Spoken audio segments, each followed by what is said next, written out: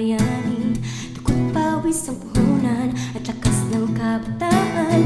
Isa ang adhikain, mahirap man o mayaman, itayo at isulong ang inang silangan. Ano mang hamon ng buhay, saan mang sulok ng Pilipinas, kapayapaan, pagmamahalan, paghihirap di mararanasan. May pag-asa ang bayan.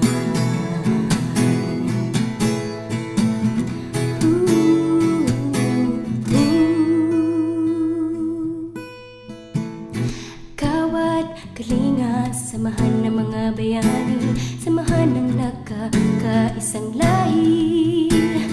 Kawat kalinga, lakas ng pagbabago, ikaw, ako, tayo, mamumuhay